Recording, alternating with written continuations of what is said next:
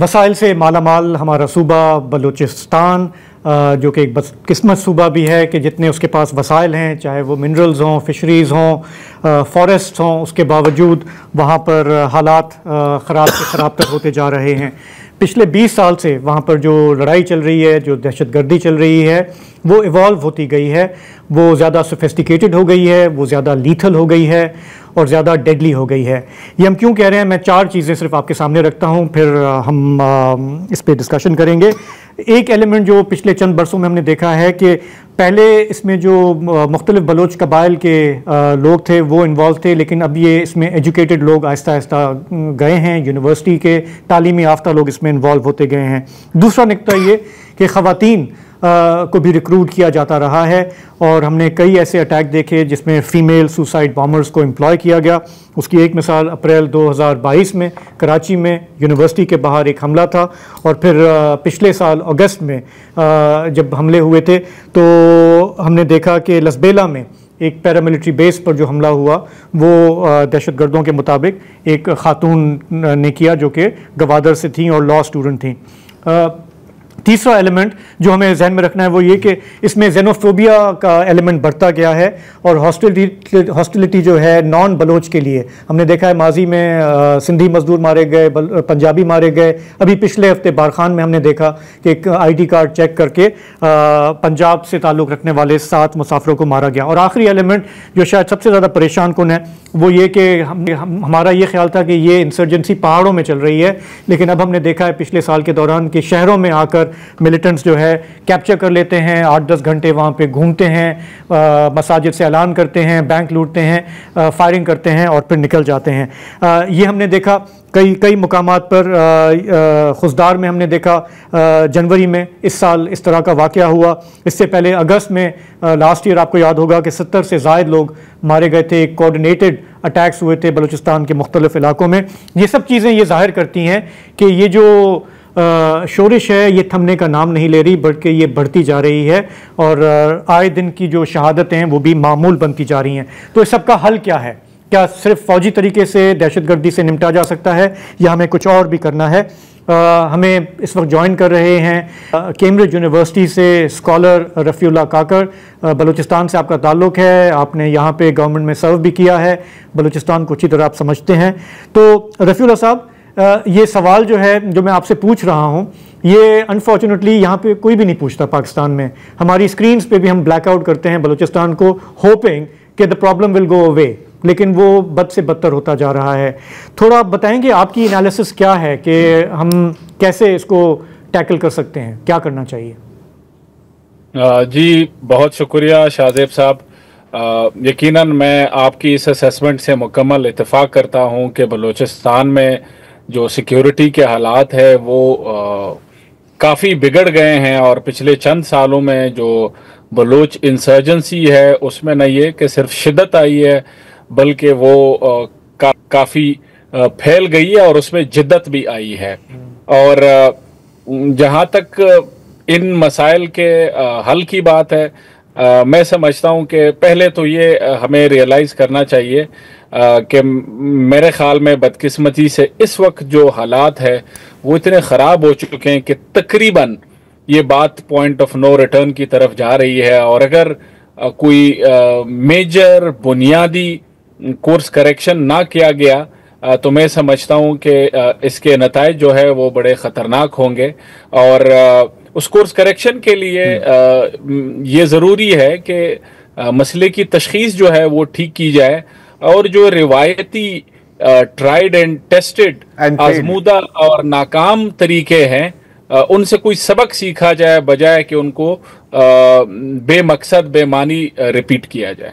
तो देखें, हम ये जानते हैं, बरसों से हम भी कवर करते आ रहे हैं बलूचिस्तान को, कि उसमें फॉरेन इंटरफेरेंस का जो एलिमेंट है वो बिलाशुबा बढ़ता गया है और जो सपोर्ट है, जो वेपन्स हैं। मैं आपको छोटा सा इसका सिर्फ एक पैमाना बताता हूँ कि ठीक है, बलूचिस्तान के हालात जो हैं हमारे नेशनल मीडिया पे समझेंगे सेंसर हो जाते हैं, लेकिन सबसे ज़्यादा कवरेज उनको इंडियन मीडिया में मिलती है और वो झूठ भी होता है, उसमें एग्जैजरेशन भी होती है, उसमें मिर्च मसाला भी होता है। ये भी चीज़ आपको जाहिर करती है कि बाहर से कितना ज़्यादा इसमें इंटरफेरेंस है। तो इसका एक मिलिट्री हल तो बिल्कुल होना ही होना है ना। जी देखें, कोई बाहर की किसी एक्सटर्नल स्टेक होल्डर या मुल्क की मुदाखलत को तो रूल आउट नहीं किया जा सकता, उसके बिल्कुल इम्कानात है। और जिस तरह के जियो पोलिटिकल हालात आजकल है और जिस रीजन में हम रह रहे हैं वहाँ पे ये कोई हमारे लिए हैरत अंगेज बात नहीं होनी चाहिए। हमारे लिए हैरत अंगेज बात ये होनी चाहिए, या हमारे लिए रियासत के लिए और बतौर सिविल सोसाइटी हमारे लिए अहम सवाल ये होना चाहिए कि ये हालात यहाँ तक क्यों पहुँचे हैं कि हमारे अपने शहरी फॉरेन स्टेक होल्डर्स के साथ कोऑपरेट और कोलैबोरेट करने के लिए तैयार है।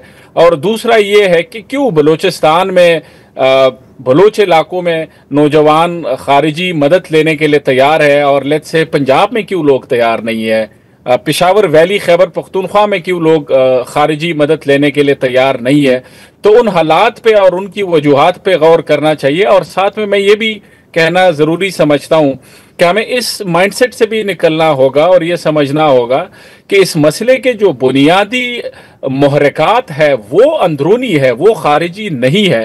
खारिजी फैक्टर्स इसको एक्सप्लॉइट करते हैं इस सिचुएशन को, वो बात दुरुस्त है, लेकिन इस मसले के जो बुनियादी अवामिल है वो अंदरूनी है। और वो जब कोई फॉरेन इंटरफेरेंस नहीं थी उससे पहले भी ये मसाइल थे और उनमें जो शिद्दत आई है वो भी प्राइमरली हमारे अंदरूनी हालात की वजह से। अच्छा काकर साहब, अब आपने कहा ट्राइड टेस्टेड, मैं इसमें इजाफा करूंगा, ट्राइड टेस्टेड एंड फेल्ड। क्योंकि अगर ये हमारे जितने भी हमने इसमें टैक्टिक्स इस्तेमाल किए हैं अगर वो कामयाब होते तो आज हम ये आपके साथ ये गुफ्तगू कर ही नहीं रहे होते। कौन सी चीज़ें हैं जो ट्राई नहीं की गई या टेस्ट ही नहीं की गई, या अगर की गई तो चंद हफ्तों के बाद पॉलिसी रिवर्स हो गई? मतलब अगर मैं आपसे पूछूं, और ये मुझे पता है कोई आसान सवाल नहीं है शायद, कि आप अगर हमें एक 3 नुकाती रोड मैप दें फॉर एग्जांपल, वो क्या होगा? जी बहुत शुक्रिया ज़रार साहब। देखिए, मैं इन बातों में नहीं जाता जो बलूचिस्तान के मसले के डीपर तारीखी इंस्टीट्यूशनल फैक्टर है, वो तो एक लॉन्ग टर्म सोच के हिसाब से है, उन पे मैं नहीं जाता। लेकिन ये बात समझना जरूरी है कि जो मौजूदा कॉन्फ्लिक्ट है उसका एक जो प्राइमरी उसके ड्राइवर है, उन ड्राइवर में से एक ये है। बाकी मैं समझता हूं कि इसका ताल्लुक रियासत और समाज दोनों में जो तब्दीलियां रोनुमा हुई है उससे है। मसलन समाज में डेमोग्राफिक चेंजेस है, नौजवानों का पढ़े लिखे मिडिल क्लास नौजवानों की बड़ी तादाद में सामने आना, वो एक तरफ। लेकिन रियासती ढांचे और रियासती तर्ज अमल में क्या चेंज आया और फिर उसका हल क्या है, उसमें सबसे अहम फैक्टर जो है, और ये ज़रार साहब आपके प्रोग्राम में पिछले 5-6 साल में कम से कम कई दफ़ा हम डिस्कस कर चुके हैं, वो ये है कि तारीखी तौर पर ये होता रहा और अब इसमें मजीद शिद्दत आई है कि आप बलूचिस्तान को मसनूई तरीके से मसनूई क़ियादत, मसनूई सियासी लोगों के साथ डील कर रहे हैं, चला रहे हैं, मैनेज कर रहे हैं। और ये सवाल इसलिए अहम है कि जो मौजूदा कॉन्फ्लिक्ट जब जनरल मुशर्रफ के दौर में शुरू हुआ और उसके बाद जब बड़ी तादाद में नौजवान इंसर्जेंसी या अलहदगी पसंद रुझानात की तरफ बढ़ते गए, तो आर्गूमेंट ये था कि जी ये एक मिलिट्री डिक्टेटर के दौर में हुआ है, जब जमहूरी दौर आएगा तो ये ठीक होगा। और जो जमहूरी दौर में यकीनन जनून कोशिशें भी हुई, 18वीं तरमीम, 7th NFC अवार्ड और उस वक्त मुस्लिम लीग की क़ियादत की बलोच कौम परस्तों के साथ इत्तेहाद, ये सारे वो कोशिशें थी कि बलोच कौम परस्तों को और बलूचिस्तान को कौमी धारे में लाया जाए। लेकिन आप देखें, और बलोच कौम परस्तों ने रिस्पॉन्ड किया। 2008 के इलेक्शन के बाइकआउट के बाद 2013 में ये तमाम तर अंदरूनी इख्तलाफात और रेजिस्टेंस के बावजूद इन्होंने इलेक्शंस में हिस्सा लिया, बढ़ चढ़ के। इन्होंने पाकिस्तान की मेन स्ट्रीम पंजाब की जमात मुस्लिम लीग नून और इन जैसे जमातों के साथ इत्तेहाद किए, ये इक़्तिदार में आए। ये एक ऐसा मौका था जिस पे हम बिल्ड करके बलूचिस्तान में जनवन क़ियादत और 18वीं तरमीम और NFC अवार्ड जैसे जो स्टेप्स थे उस पर बिल्ड कर सकते थे। हमने क्या किया, हमने वो 2-3 साल जो जनवन एक सियासी हालात को चलने दिया और उसके बाद दोबारा रियासत ने पॉलिटिकल इंजीनियरिंग का अमल शुरू किया। आप अंदाजा लगाएं, अभी पिछले 10 साल ले लें, केयर टेकर वजीर आला को निकाल करके 6 वजीर आला बलूचिस्तान में आए हैं। बताया पाकिस्तान के किस और सूबे में 6 वजीर आला आए हैं, और कोई 2-3 कामयाब नो कॉन्फिडेंस मोशंस आए हैं। और इस हर नो कॉन्फिडेंस मोशन पे कि पीछे इल्जाम ये लगाया जाता है कि जी रियासत या मुक्तदर हल्के जो है इसके पीछे है। आपने नई सियासी पार्टियां बनवाई। रफीउल्लाह साहब, तमाम माजरत, हमें एक ब्रेक की तरफ जाने के लिए कहा जा रहा है। आपकी गुफ्तगू जारी रखेंगे एक ब्रेक के बाद। Welcome back. हम बलूचिस्तान की बात कर रहे हैं। रफ़ीउल्लाह काकड़ कैम्ब्रिज यूनिवर्सिटी से हमारे साथ हैं। रफ़ीउल्लाह, आप ब्रेक पे जाने से पहले कह रहे थे कि बलूचिस्तान में पॉलिटिकल इंगेजमेंट नहीं हुई, लेकिन पॉलिटिकल मैनेजमेंट या पॉलिटिकल इंजीनियरिंग हम देखते आए हैं, जो कि बड़ा उसका अमल दखल है वहाँ के हालात में अब। जी बहुत शुक्रिया। तो मैं कह रहा था कि इस पॉलिटिकल इंजीनियरिंग में मजीद शिद्दत आई है और उसका नुकसान ये हुआ है कि 18वीं तरमीम 7th NFC अवार्ड के बाद जो एक विंडो ऑफ अपॉर्चुनिटी थी कि बलूचिस्तान के मामलात को ट्रैक पे लाया जाए, वो विंडो ऑफ अपॉर्चुनिटी हमने मिस कर दी और आम बलोच के जहन में इस तासुर को बढ़ाने में हमने ये रियासत ने ये किरदार अदा किया है कि पार्लिमानी सियासत के जरिए बलोच के मफादात का तहफ़्फ़ुज़ नहीं किया जा सकता और ये अलहदगी पसंदों के बयानिए की जीत है। यही तो उनका बयानिया था 2008 के इलेक्शन में, 2013 के इलेक्शन में, 2018 के इलेक्शन में। आपने पॉलिटिकल इंजीनियरिंग की हद ये कर दी कि अब अख्तर मेंगल जैसे सियासतदान जब पार्लिमानी सियासत से इस्तीफा दे रहे हैं, वो पिछले 20 साल से मार खा रहे हैं, उनको बड़ी मुखालफत का सामना करना पड़ता है बलोच अलहदगी पसंदों से इस बात पे कि वो पाकिस्तान के पार्लिमानी सियासत में हिस्सा लेते हैं और नॉन वायलेंट पार्लिमानी रास्ते से जदोजहद कर रहे हैं। आज उस बयानिए को, अलहदगी पसंद बयानिए को तकवीत मिली है और अख्तर मेंगल जैसे लोगों को नाकाम करा के रियासत की लेजिटिमेसी हमने वीक कराई है। और उसमें अब शिद्दत ये आई है कि 2024 में ये इस नहज पे पहुंचे हैं कि बलूचिस्तान में जिम्मेदारों से ये हमें मिलती रहती बातें, ऐसे एमपीएज है जिस एक एमपीए ने 50-60 करोड़ रुपए खर्च किए सूबाई इलेक्शन पे। ये कहाँ से ये पैसे आते हैं, ये पैसे जाते कहाँ हैं और इनसे फिर आप क्या तवक्को रखेंगे कि ये बलूचिस्तान में क्या हालात ठीक करेंगे और इनकी लेजिटिमेसी आम लोगों के नज़र में क्या है। तो मैं समझता हूँ जो 3 नुकाती फार्मूला जो ज़रार साहब ने पूछा, उसमें सबसे पहला ये है, अब तो कोई भी स्टेप लेने के लिए मेरे ख्याल से मुज़ाकरात के लिए भी अब हालात जो है वो साजगार नहीं है। सबसे पहले तो रियासत को बलूचिस्तान में हकीकी सियासी नुमाइंदों को के लिए रास्ता हमवार करना होगा और मसनूई सियासी क़ियादत की जो सरपरस्ती है वो छोड़नी होगी। उसके बाद जो है जब इस तरह की बुनियादी स्टेप्स आप लेते हैं तो सबसे पहले थोड़ी लेजिटिमेसी, रिप्रेजेंटेटिव लेजिटिमेसी आ जाती है। उसके बाद बाकी स्टेप्स के जो प्रेसिंग इश्यूज है इस वक्त मोस्ट प्रेसिंग, उनके लिए आप इन्हीं रिप्रेजेंटेटिव और क्रेडिबल सियासी लोगों के थ्रू, जिस तरह बलोच मिसिंग पर्सनस के इशू हल कराएं, बॉर्डर और रोजगार के मसाइल के लिए सियासी नुमाइंदों के साथ मिलके ऐसे इकदाम लिए जाएं कि जिससे लोगों को फ़ायदे मिले और मिलिट्री ऑपरेशंस और उसके हवाले से तहफ़्फ़ुज़ात दूर किए जाए। तो मैं समझता हूँ इन जैसे मेजर स्टेप्स लिए बगैर मैं समझता हूँ ये हालात मज़ीद ख़राबी की तरफ जा रहे हैं। रफ़ी, एक नुक्स ये जो आपने बात की, आपने दुरुस्त फरमाया है कि कॉमपरस्त तंजीमों ने एक चांस, एक रिस्क लिया एक तरह से इस प्रोसेस में शामिल होने का। उनको कितना नुकसान हुआ है?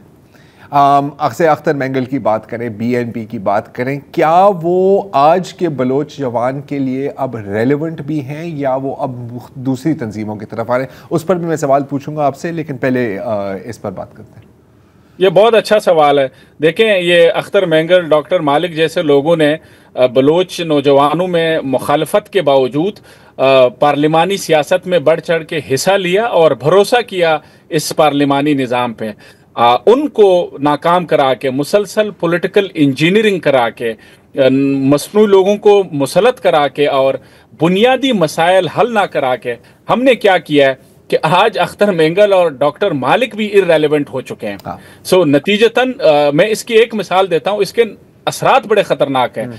1973 में जब पहली दफा आइन बना, उस वक्त बलूचिस्तान में पहाड़ों से लोगों ने उतर के पार्लिमानी सियासत में हिस्सा लिया था। भुट्टो साहब ने जब ऑपरेशन किए, 4 साल वो हालात खराब किया, उसका नतीजा ये हुआ कि बिजिंजो, जिसको बाबा सियासत बलूचिस्तान में कहा जाता था, याद करें जब ज़ियाउल्लाह का मार्शल आता है 1988 में, वो इतने साल गुजरने के बावजूद बिजिंजो सियासत का उस्ताद, उसको ऐसी शिकस्त उठानी पड़ी बलूचिस्तान में क्योंकि लोगों ने 1973 से लेके 1974-75 तक उनकी जो पार्लिमानी सियासत पे ट्रस्ट था उसका बदला लिया कि नौजवानों में वो इररिलेवेंट हो गए थे। यही आजकल अख्तर मेंगल और डॉक्टर मालिक के साथ भी हो रहा है। तो अगर इस वक्त किसी के साथ एंगेज किया जाए तो वो कौन होगा? आई मीन मैं अब आइडियल सिचुएशन की बात कर रहा हूं कि फर्ज करें कि रियासत में लोग जागते हैं और कहते हैं कि यार ये तो बिल्कुल सही बात है, हमारे से बड़ी गलती हुई है।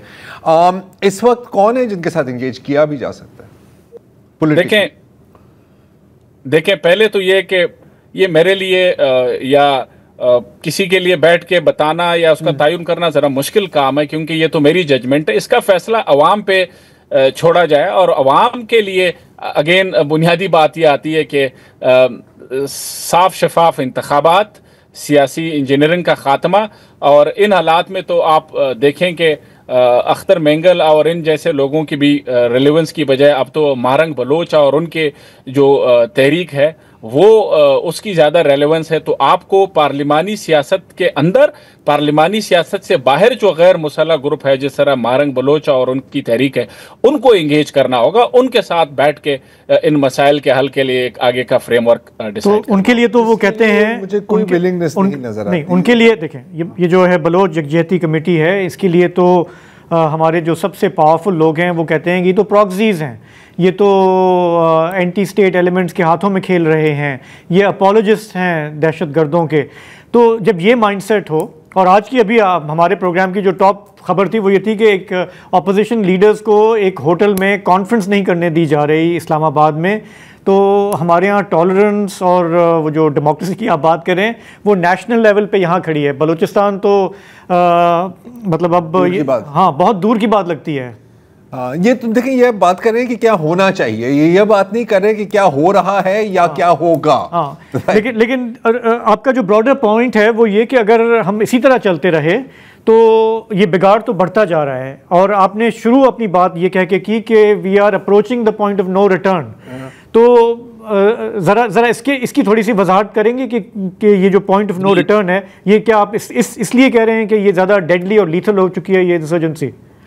जी देखें, शायद आपके प्रोग्राम में ही कोई 1.5 साल पहले जब मारंग बलोच और उनके साथी इस्लामाबाद आए थे और जिस तरह से उनके साथ रियासत ने बर्ताव किया और उसका जो नतीजा आया, तो मैं तो समझता हूं कि अलायदगी पसंद या प्रॉक्सी का किरदार तो वो लोग कर रहे हैं जो इस तरह के गलत मिसट्रीट करते हैं इस तरह की तहरीकों को, और नतीजतन जो उसको सपोर्ट 10 साल में नहीं मिली वो आपके गलत बर्ताव की वजह से आज वो बलूचिस्तान की सबसे पॉपुलर तहरीक है। तो मैं समझता हूँ ये रियासत को अपने इकदामात का भी इस तरह से तो जायजा लेना चाहिए कम अज कम कि ये हमारे इकदामात की वजह से ये सपोर्ट बढ़ी है। महारंग बलोच और उसके साथी तो 10 साल से ये जदोजहद कर रहे थे, तो ये अचानक पीक कैसे हुआ? पीक रियासत के उस बर्ताव की वजह से बिल्कुल ठीक है हुआ है। ठीक है, और अगर आगे इसी तरह जारी रहेगा तो मेरा खदशा ये है कि देखें पढ़े लिखे नौजवान जब अब मेन स्ट्रीम या मॉडरेट बलोच कौम परस्तों की भी रेलेवेंस कम होती जा रही है और रेडिकल यंग जो ज्यादा सख्तगीर मौकफ रखते हैं वो नौजवानों से और खवातीन की तहरीकें आगे बढ़ रही है, इन हालात में होना ये चाहिए कि आप कम अज कम बाकी लॉन्ग टर्म ग्रीवेंस तो अपनी जगह कि आप रियासत के साथ इंगेजमेंट के लिए क्रेडिबल सियासी लोगों को आगे लाए, उनसे बात करें। आपने सियासी इंजीनियरिंग में मजीद शिद्दत पैदा की है, एज ए रिजल्ट जो रियासत और शहरी का डिस्कनेक्ट है वो मजीद बढ़ गई है। रफीउल्लाह काकर साहब, ये एक वार्निंग है, हमें डिनाइल से निकलना होगा, चीजों को फेस करना होगा। आप वो कर रहे हैं जो आपके दुश्मन चाहते हैं, let's be clear about this. और नेपोलियन ने एक दफा कहा था कि जब आपका दुश्मन कोई गलती कर रहा हो ना उसे प्लीज छेड़ना, डिस्टर्ब ना करो। डिस्टर्ब लेकिन ये हमारा मुल्क है, हम बार बार डिस्टर्ब करते रहेंगे। हमारा तो काम है ये याद दहानी कराना, फिर वो भले it falls on def years.